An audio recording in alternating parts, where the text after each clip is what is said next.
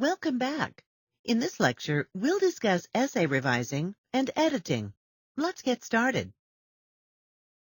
Beginning writing students too often think that they write a paper and then they're done. You write your last sentence, save your essay, print it, and turn it in.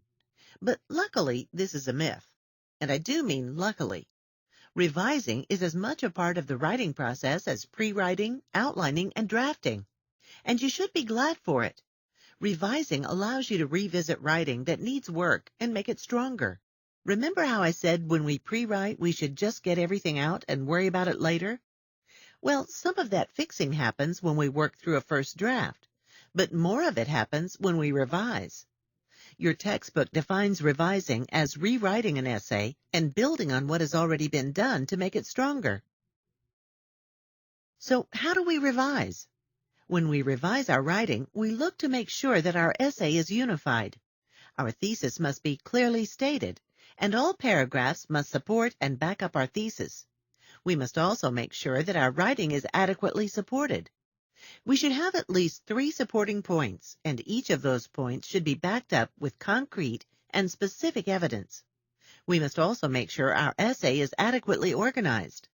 Our title, introduction, and conclusion must be interesting, and our paragraphs must lead into one another logically and flawlessly. Once we've considered the overall content of our essay, we can move into revising sentences. When we do this, we look to make sure our point of view and verb tense are consistent, that our verbs are active and specific, that we've avoided slang, cliches, and pretentious language, and that we've varied the structure of our sentences. Let's look at all of this more closely. I teach my writing students to create what I call a revision checklist.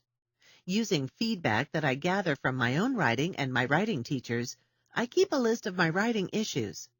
My list is on a neon pink note card that I keep affixed to my desk.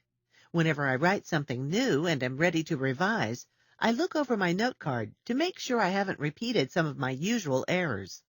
For me, verb tense and point of view can be challenging, so having a reminder to look out for those things really helps.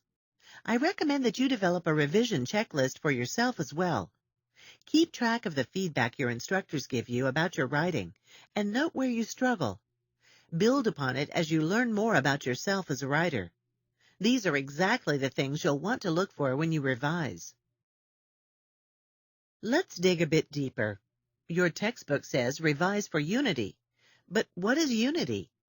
To achieve unity, all the details of your paper must be related to your thesis. Each time you think of something that you want to put into your paper, it should pass the test of asking yourself, does this support my thesis? If it doesn't, leave it out. This is unity. You must also revise for support. We've discussed support in previous lectures. Support is the difference between saying, I like green, and I wear green shirts, drive a green car, write with green pens, and cook with a green frying pan. Support is about backing up what you say so that your reader is able to believe you. All essays must have support to be effective. Does your essay have coherence? And what exactly is coherence? Coherence in an essay means that all of your points stick together. They flow into one another logically and make sense when compared alongside one another. Coherence is an issue of organization. We've spoken about specific ways to organize your essays. You can use transitional words, write in either emphatic or chronological order, and use effective transitions and connecting words. When you revise your paper, make sure it has coherence. Once you're sure your paper has unity, support, and coherence, you can move on to sentence skills. Think that you must look at the larger picture before you look at the smaller picture. You might have excellently written sentences. They could be grammatically correct, well composed, and interesting. But if they're telling a reader about something that isn't connected to your thesis, what good are they? Your hard work will be wasted.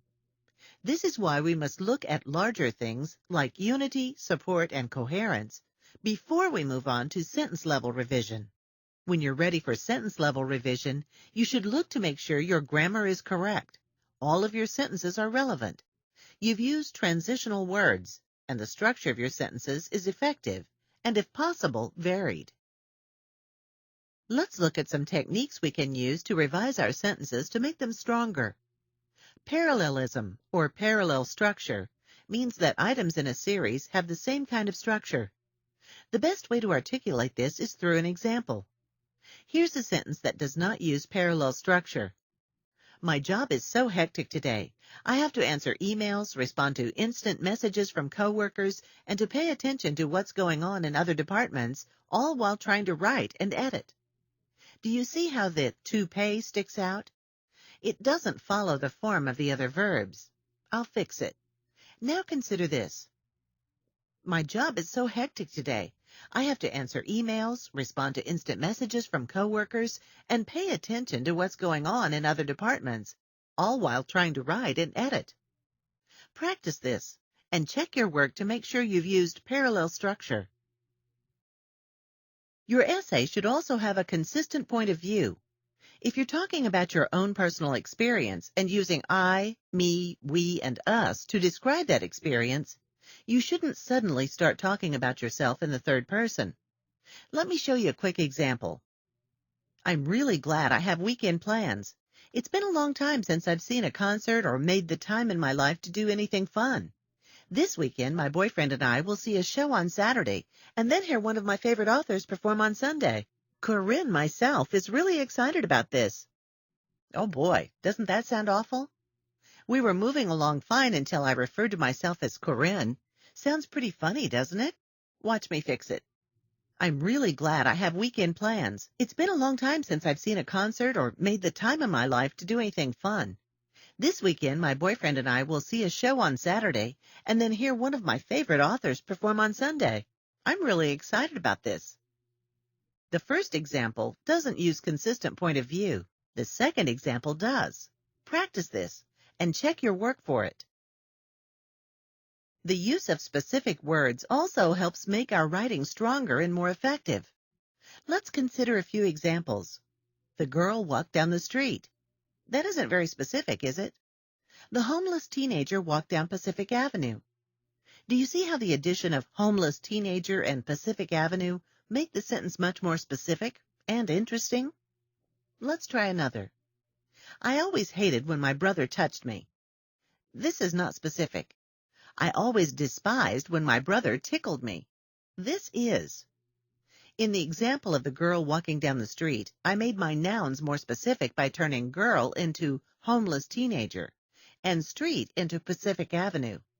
In the second example, my brother touching me, I made my verbs more specific by turning hated into despised and touched into tickled.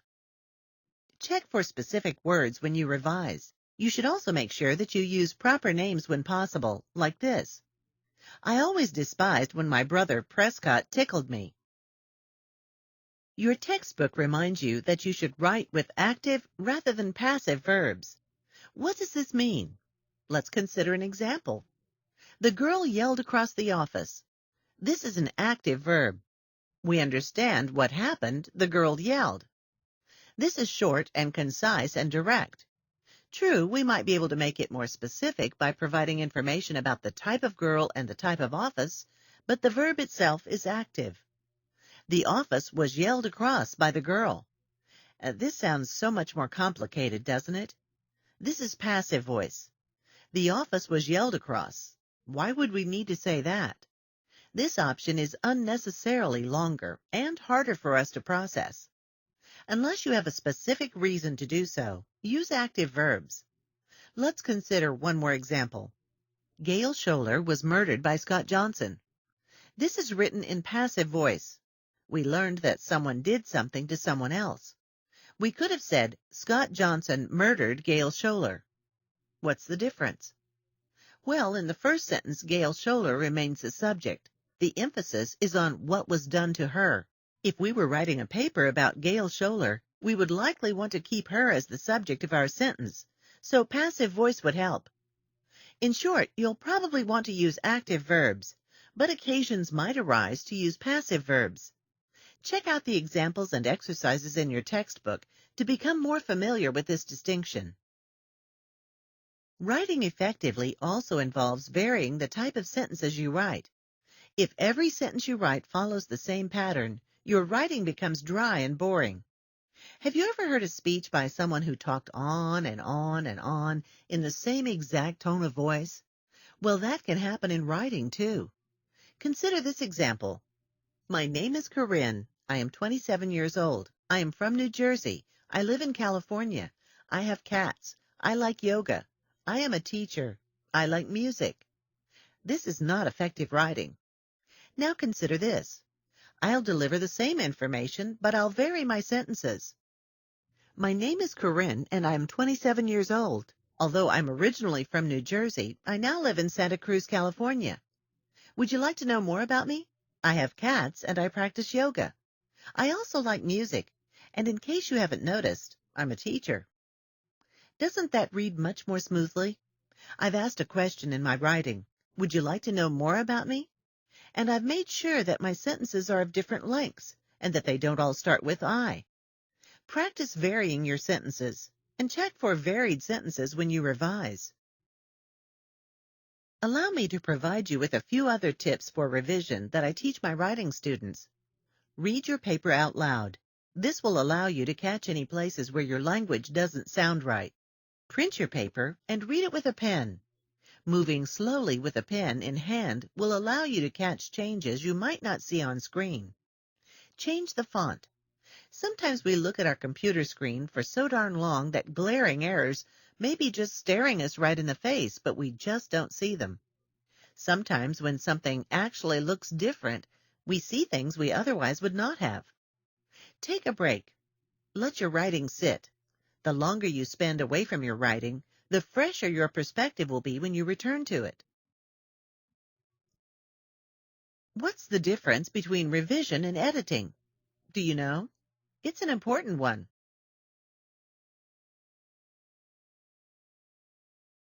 When we revise something, we actually revisit our writing and often make large changes.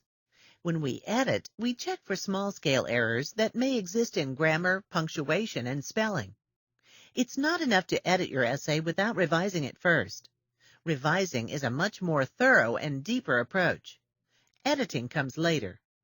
But both are important to the creation of a successful essay. We might have a strong essay that is unified, well-supported, and coherent. But if it's loaded with typos, we still don't have a great paper. Revise, then edit.